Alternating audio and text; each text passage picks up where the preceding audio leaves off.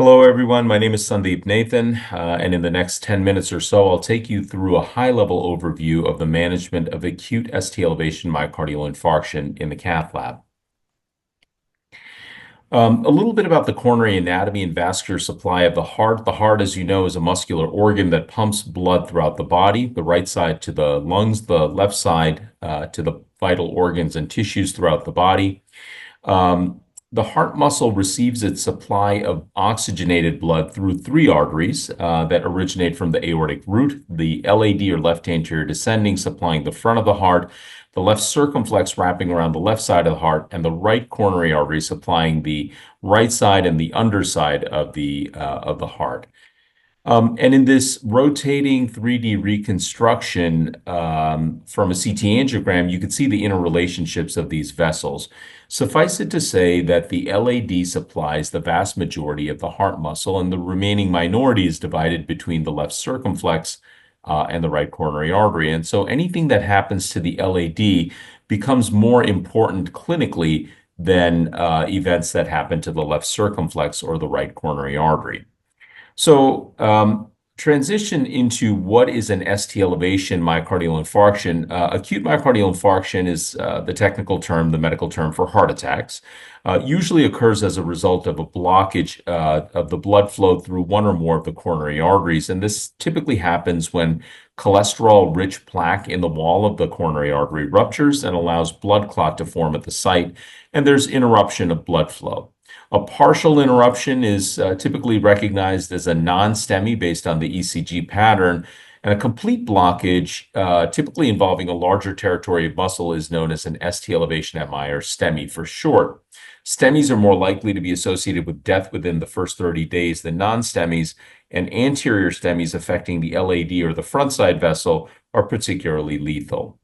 To put numbers to it, there's about 300,000 STEMIs happening annually in the United States, another 500,000 non-STEMIs. And you can see that from various databases, the proportion of ACS events, acute coronary syndrome events that are ST elevation MI. The unfortunate reality is that ischemic heart disease remains the number one killer in adults around the world today. And in the United States, somebody's having a heart attack every 40 seconds. The majority of them are first-time heart attacks. The minority of them are patients who have already had a heart attack.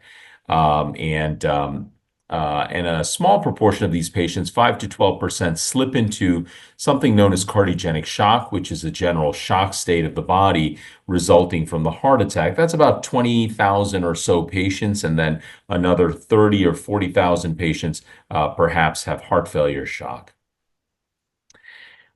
We have improved upon our treatments for STEMI over the decades. However, mortality and the rates of heart failure after an anterior STEMI, again, involving the LAD, has remained more or less static. As you can see, stagnation of numbers over a 10-year period, even though primary PCI has become the standard of care in anterior STEMI.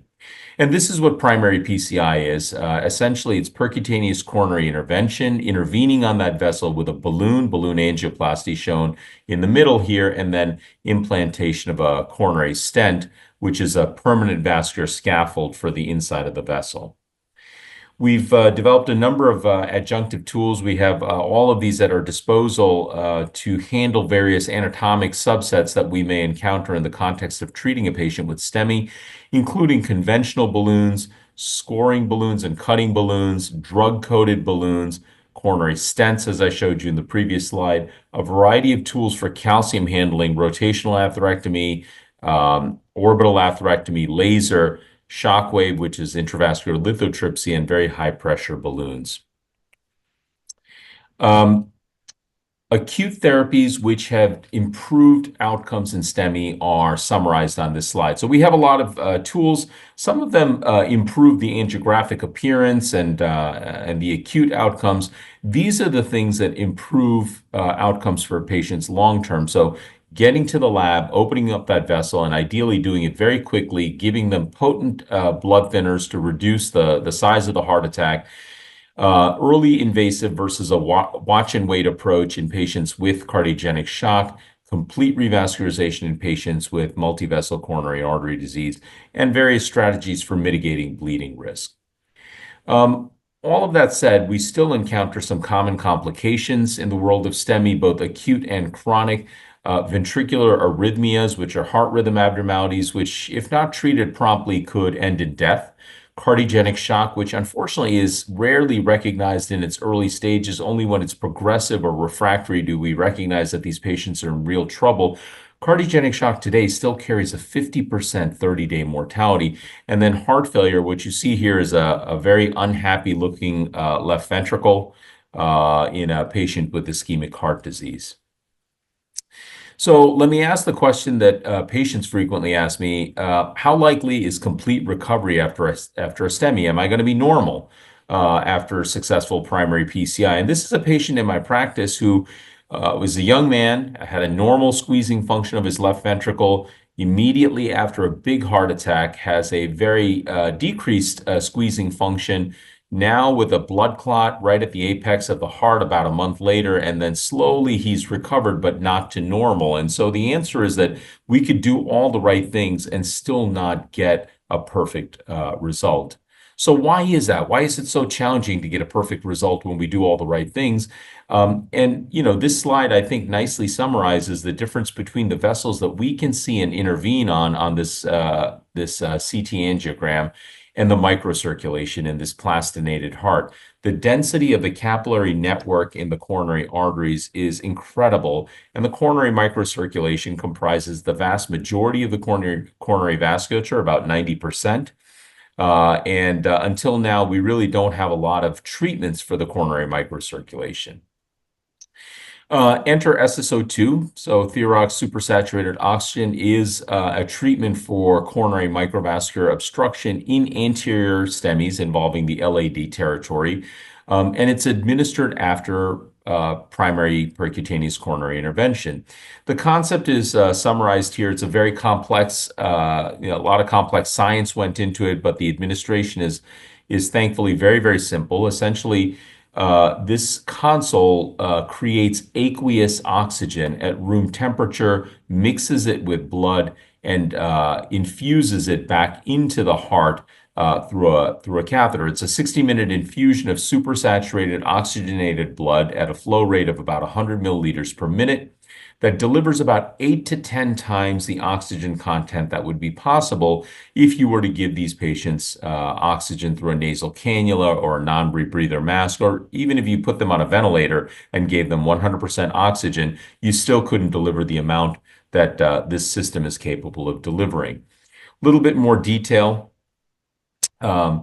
Aqueous oxygen or liquid oxygen is formed in this central chamber and mixed with blood that's removed from the patient's body. So this is arterial blood that's mixed with the aqueous oxygen and then reinfused into the coronary artery for 60 minutes. And this is all done after the angioplasty and stenting procedure is complete, but while the patient is on the table in the cath lab. And the optimal time is 60 minutes.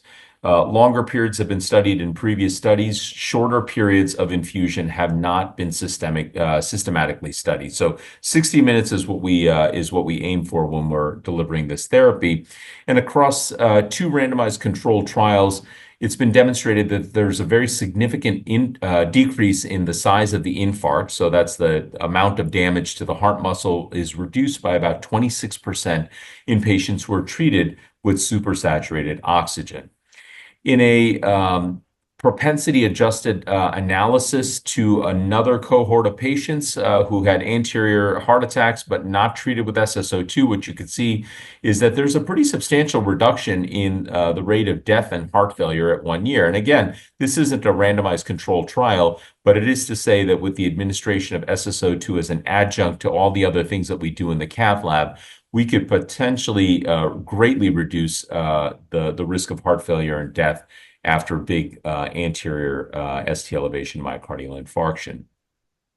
So where does this fit in the spectrum of emerging and novel therapies for infarct size reduction? Well, as of right now, SSO2 is the only FDA-approved device therapy for reduction of infarct size, so hyperoxemic reperfusion therapy. But there's a number of other therapies that are being investigated.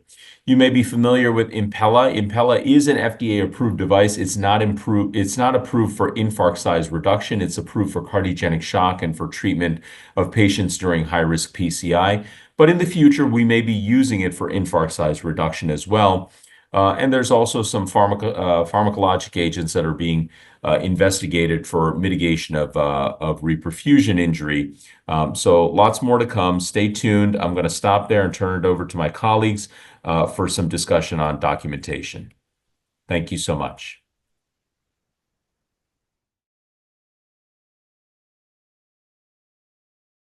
What I'm going to do is dive into the diagnostic and procedural elements of the LAD STEMI. The objectives are first to understand the treatment and the immediate use of the SSO2 therapy. We are going to discuss a left anterior descending elevation myocardial infarction as your principal diagnosis. But most importantly, we would like to review potential presence of established treatments for complex secondary diagnoses. The secondary diagnoses I'd like to go over today are shock, ventricular arrhythmias, and congestive heart failure. As Dr. Nathan reviewed, the LAD STEMI or STEMI requires an immediate PTCA or PCI. And what we should understand is following this LAD STEMI treatment with the PTCA, PCI, physicians may decide to treat the patient with supersaturated oxygen. Now, I've borrowed this picture from Dr. Nathan's presentation, where you see the device where the reoxygenation takes place. And we have a model of the patient from an arterial standpoint. They actually take blood from the patient, it goes into the oxygenator, and then it is actually returned to the patient. It's returned in two areas, which we're going to talk about. When you're reading a record, keep in mind that it's about a 60-minute procedure. There's a femoral artery access, and then, as I mentioned, it goes into the device. Then the infusate is returned from a pump back into the patient via a separate arterial access. And during this time, there's also an angiographic catheter that delivers infusate into the left main coronary artery. Now, to code this, using ICD-10 PCS, in your indexing, you can actually locate it under E, extracorporeal or systemic assistance. It's an assistance procedure. It's physiologic. It's cardiac. It's continuous. Oxygen supersaturated. It will take you right to the code. This is the ICD-10 PCS table for code 5A0222C, which identifies SSO2 therapy. Now, go to source documents. Where would we see this identified in the medical record? You can find it in orders. It must be ordered as SSO2 post PCI. You may see SSO2 immediately following PTCA. So it also would be in the cardiac catheterization record. There would be notes reflecting the procedure in the progress notes. We encourage physicians to incorporate it into their discharge summary. Of course, the procedural dictation that follows the PCI or PTCA, and there may be procedural notes within the cath record for the procedure, especially since there are two accesses, as we mentioned earlier, two arterial accesses. This brings us to a review of potential complex and severe secondary diagnoses that can occur when the patient has a left anterior descending myocardial infarction. Ventricular tachycardia or fibrillation, shock may be cardiogenic, and congestive heart failure. What we'd like to talk about is that this is a very specific and severe patient population. And some of these diagnoses may occur very quickly and be treated the same. So when you are using your record, it's important to keep in mind that you may not see repetition in certain terms. So what we're trying to include are the combination of the documents that will help you understand if or if not these diagnoses are present. Now, I'm not going to repeat the definition of a principal diagnosis to you, but I think it's interesting to note that the ST segment elevation of a myocardial infarction is actually named for the reading of the electrocardiogram. The requirements for secondary diagnosis are very clear. We have to evaluate the patient clinically. We have to provide therapeutic treatment. There may be diagnostic procedures involved. It may impact the length of stay, and there also might be increased nursing care or monitoring. So I also want to reiterate that the term documentation is defined by the Merriam-Webster Dictionary as the documents, records, etc., that are used to prove something or make something official. It's imperative that we have correct documentation and we exclude singular terms without the requirements for secondary diagnosis to be met. When we talk about secondary diagnosis, it's important to remember that we include uncertain diagnoses within that realm. So if it says suspected, likely, questionable. Now let's talk about shock and cardiogenic shock. Let's begin with an example patient for documentation. We have an emergency room patient. They present with substernal chest pain, respiratory distress. They're losing consciousness. Their blood pressure is 87 on the systolic reading. Doctor writes shocky, palpitations, S3 gallop. All of these presentation symptoms are indicative of a left anterior descending myocardial infarction, but they are also indicative of shock. So the patient gets a portable chest x-ray. They find pulmonary edema, arterial blood gas, ABG, which is hypoxemia. They write low bicarb. And you may see documentation in the record that says SCAI, which is an eponym for SCAI, Class B, which we'll talk about in future slides. Now, this slide just gives you a quick recap of the abbreviations associated with shock, and it includes the SCAI scale or stage. We'd also like you to remember arterial blood gases are not done in garden variety patients, and they are usually indicative of a critical patient. Now, shock is an ischemic event. So that means blood flow has been cut off and tissue is beginning to become damaged. Now, in cardiogenic shock, we know that the origin of the shock is the heart. Now, this patient may also be in acute congestive heart failure. Cardiogenic shock can occur 30 minutes following an AMI, but it has also been found to present in subsequent days. And the statistics in the United States are between 40 and 50,000 people per year actually experience and are treated for cardiogenic shock. And sadly, cardiogenic shock is a top cause of mortality in patients. Now, shock will not resolve without clinical intervention. Now, this slide gives you some symptoms and some treatments as for shock as a secondary diagnosis. So we may see low blood pressure, decreased urine output, loss of consciousness, or an altered mental state. Physician may write shocky or shock.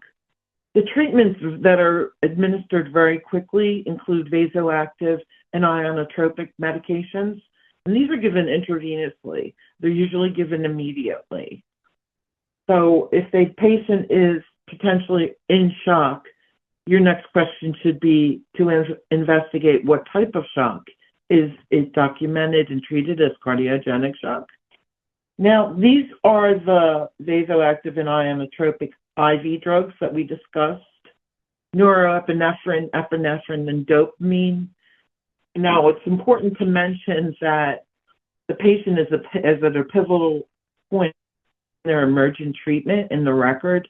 We have to still stay with the guidelines for shock in our documentation. Now, an arterial blood gas is actually an arterial puncture to retrieve blood.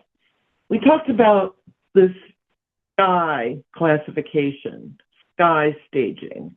It's also called STEMI classing. Now, STEMI is an eponym for the cardiovascular angiography and interventions, and it's a shock stage classification. Okay, next, let's look at this STEMI shock stage classification. Now, STEMI stands for the Society for Cardiovascular Angiography and Interventions. STEMI. Now, they developed in 2018 a shock stage classification. This staging system has been developed so that patients can be identified and treated very quickly for shock. And you should identify any corresponding documentation in your record if it's present. So stage A through E, there are 5 stages, and the definitions are listed here. So a stage A is at risk, B is beginning, C is classic, D is deteriorating, and E is the most serious, it's extremis, where the patient may be approaching mortality. Now, Sky also gave this guidance here, and it's optimal interdisciplinary and shock communication. So what this does is this guy also developed an optimal interdisciplinary shock communication grid. What this grid does is it actually shows how the medical record and the teams, through documentation and treatment or workup, can integrate and understand where the patient is for a shock potential. So note that it does have specific areas of the medical record here, and it also talks about treatments or the workup that revolve around shock. So what should we look at, or where should we focus so that we can find citations of shock and treatment for shock? The H&P, or history and physical, the ER record. And again, I have to say that shock is a fleeting condition, hopefully treated very quickly. Admission orders. Reason for admission in the orders or hospitalization, especially where it's recorded with the LAD STEMI. The discharge summary and utilization of the SCI shock stage, some people call it class entry, with additional documentation to strengthen reporting of a SCI stage. The documentation guidance for shock continues on this slide, but I think it's important to note that up to 15% of LAD STEMI patients will experience shock. CS is associated with an AMI.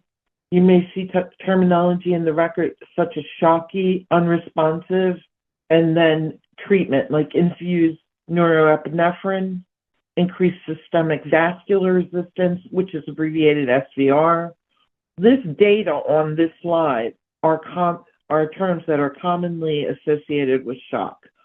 So it is not the use of any single one of these, but the integration of all of these to identify a patient with shock. It's also found under the main term collapse. Subterms include hypovolemic, cardiogenic, and it's interesting that cardiorespiratory collapse or cardiovascular collapse in indexing critical secondary diagnosis, which is ventricular tachycardia or ventricular fibrillation. Let's begin with some hypothetical documentation examples for ventricular arrhythmias. All of our patients have presented with an LAD STEMI. Note that they have either VFib, VTAC documented in their statements. They're very quickly treated with drugs or interventions to remedy the ventricular arrhythmia. Again, this is a very sudden onset, and the immediate treatment may be fleeting within the record. So it's important to note that you have to identify specific treatments, better utilization of resources, so that you can substantiate treatment in reporting a patient with a ventricular arrhythmia. Now, this slide just gives you a quick review of medical terminology and its specific types of arrhythmias. Some facts about VTAC or VFib. It's early stages of an LAD STEMI.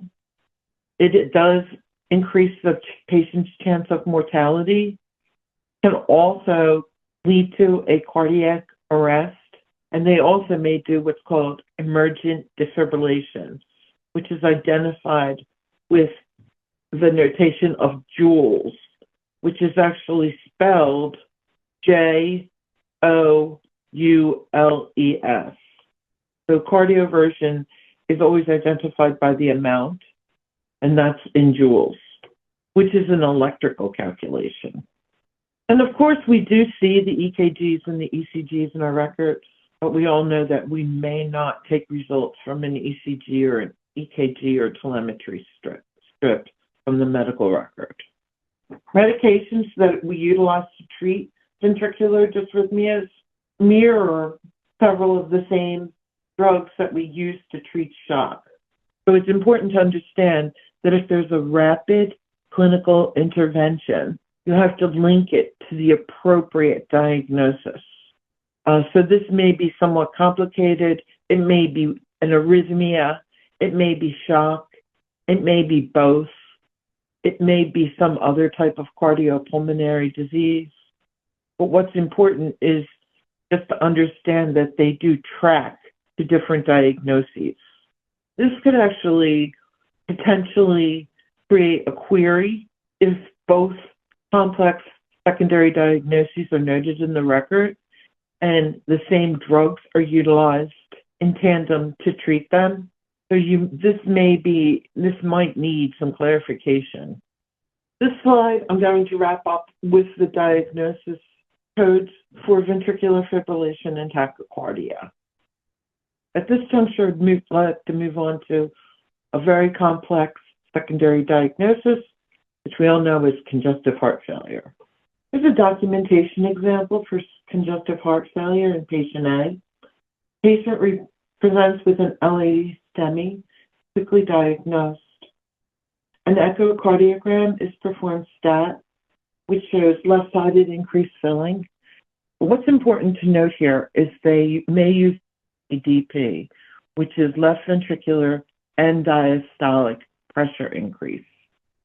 This helps the physician identify if it's systolic or diastolic heart failure, and it may be found in the diagnosis itself.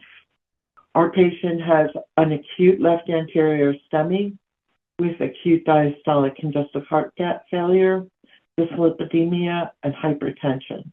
And of course, the plan is immediate transfer to the cardiac catheterization lab.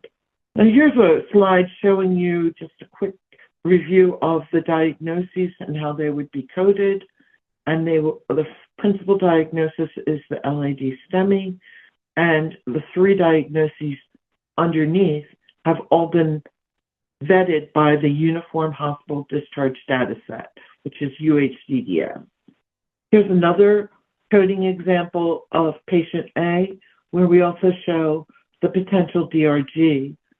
So the patient has a STEMI, then they're diagnosed with congestive heart failure, and they receive two predominant procedures, One is the dilation of the coronary artery.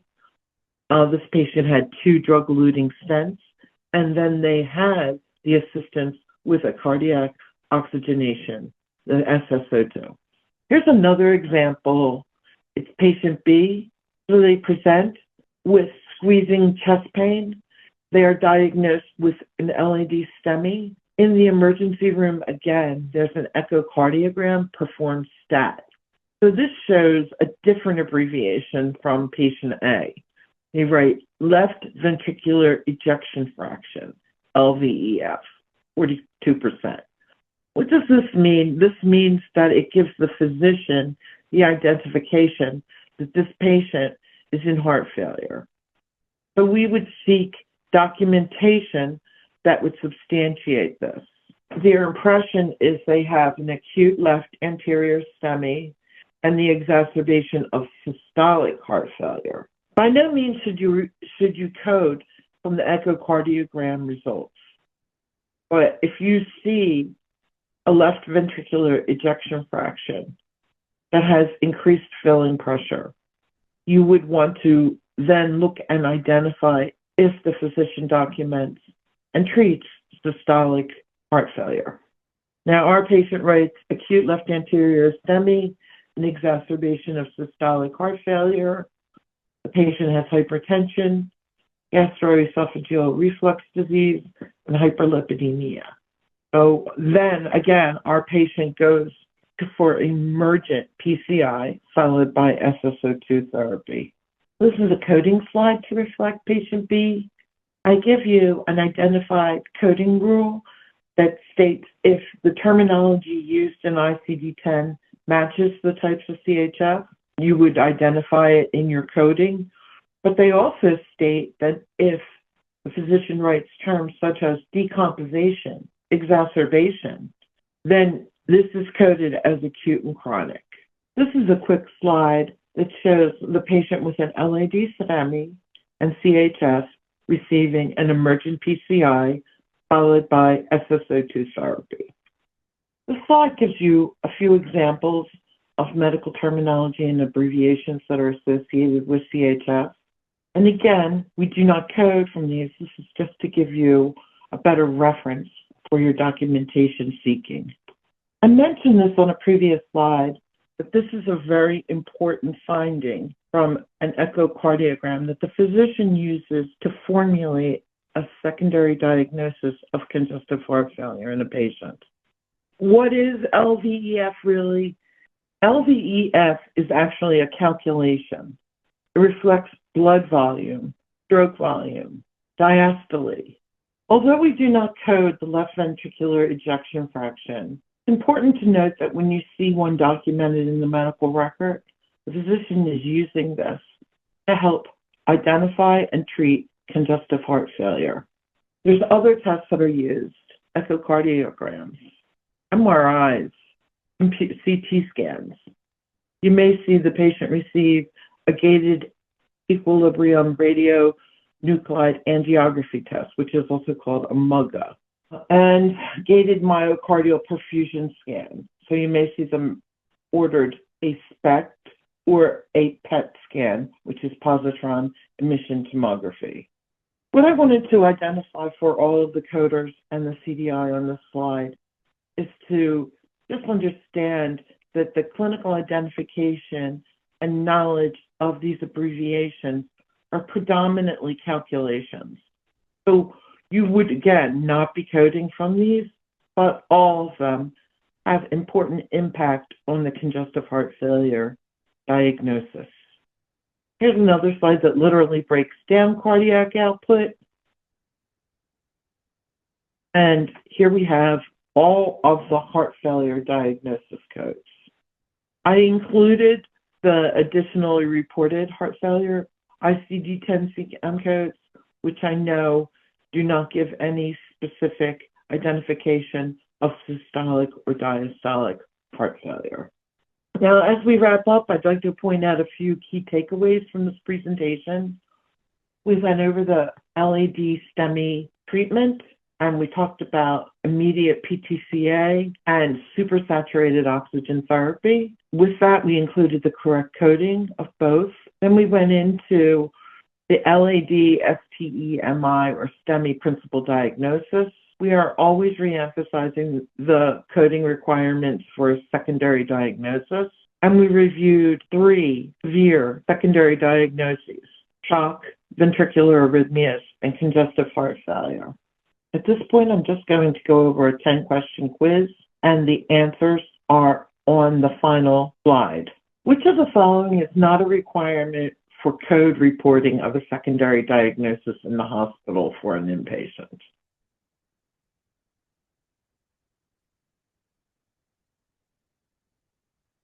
Documentation supporting diagnoses with terms including likely and questionable may be reported if there is supporting outpatient documentation.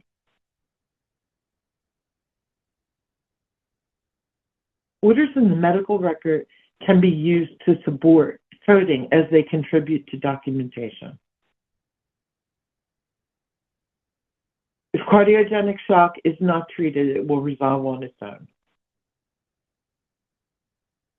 Arterial blood gas is a commonplace diagnostic tool. 90% of all patients receive it. Post-procedural shock is coded under the category R57. Inpatient coders may not take results from an EKG or a telemetry strip as documentation. Epinephrine may be utilized to treat shock, ventricular dysrhythmias. Documentation values such as cardiac output, cardiac index, stroke volume are utilized by providers to manage patients with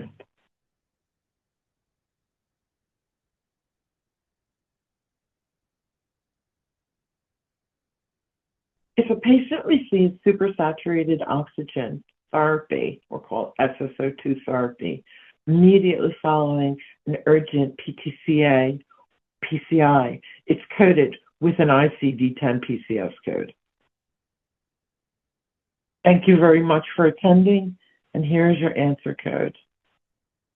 Here is a CEU credit for AHIMA or AHIMA. It's 1 CEU if you've completed the quiz. Thank you very much for attending this.